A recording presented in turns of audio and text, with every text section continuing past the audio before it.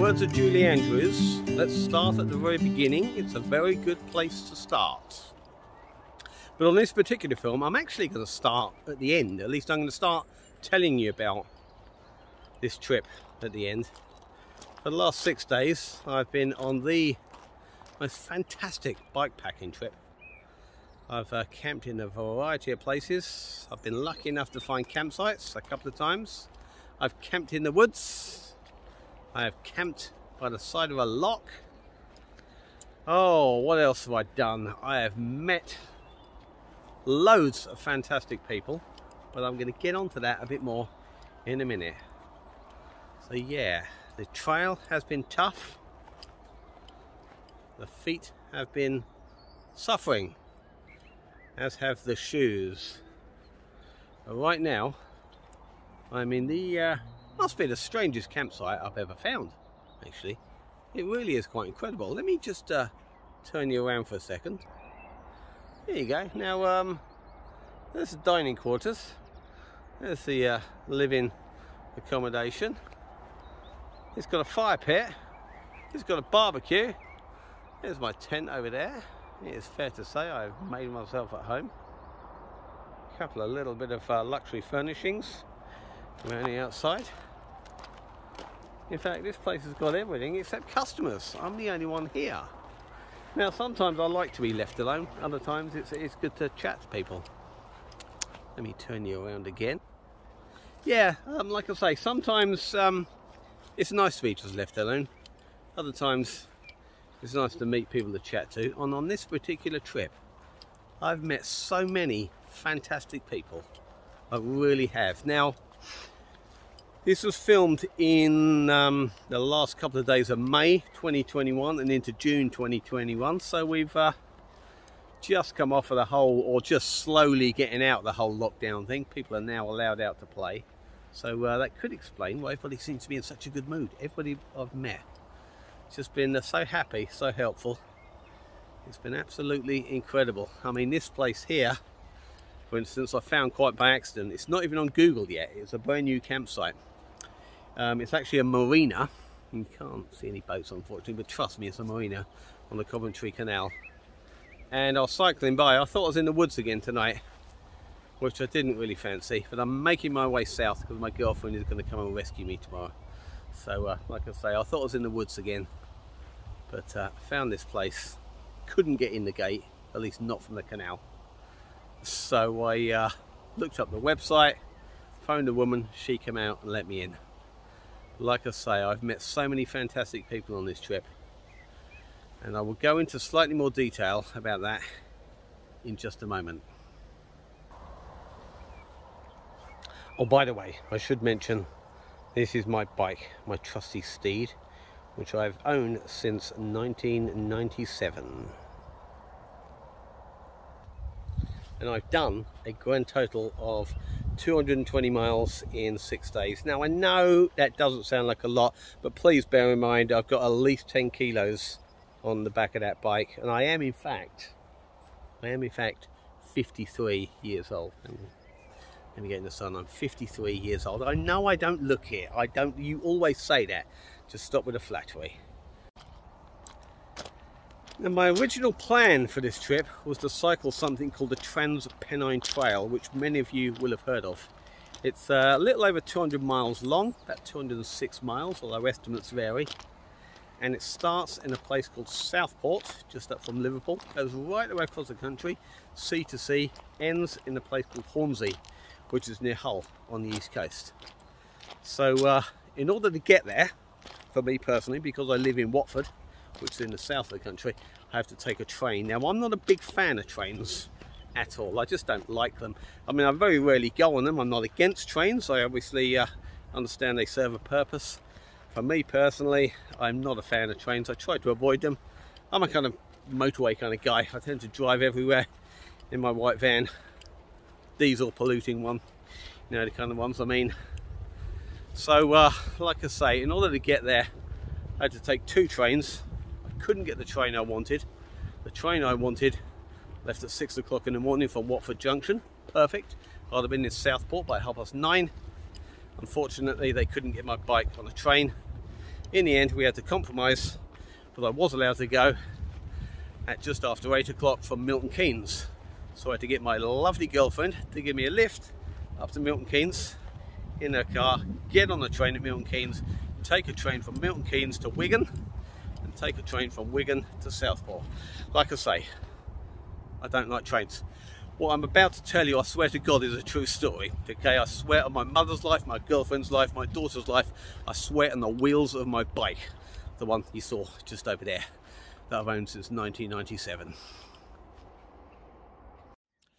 So anyway, I get to Southport, having just got off a train, 2 trains in fact, and first thing I need to do is start the start the trail rather. So there's only really 2 directions, north or south. I literally had no idea which way I was going. I was just having a bit of a mosey around the kind of seafront.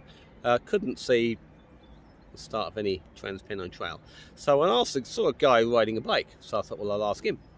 I says, excuse me, do you know where the Trans-Pennine Trail is? He says, sorry mate, I've never heard of it. Apologies for the accent, but he sounded a bit like that.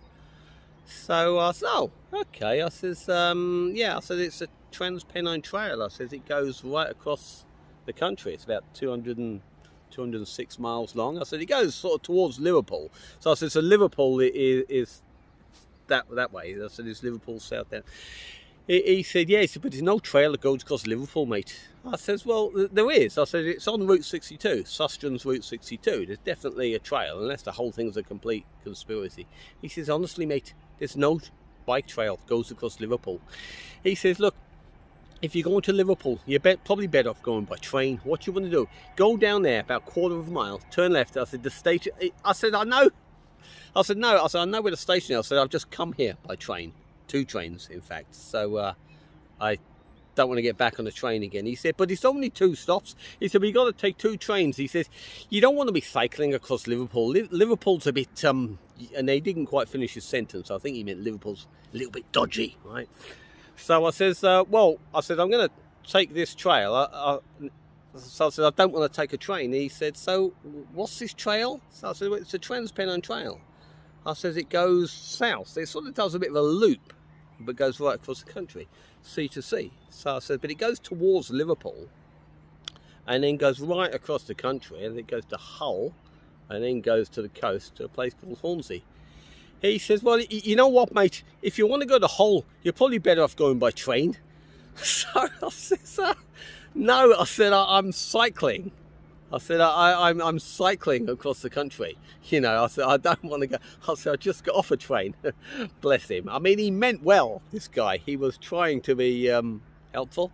So I says, no. I said, I'm cycling. I don't want to go by train. I said, look, I'm bike packing. I said, I showed him my bike. I said, look what's on the back of my bike. He says, so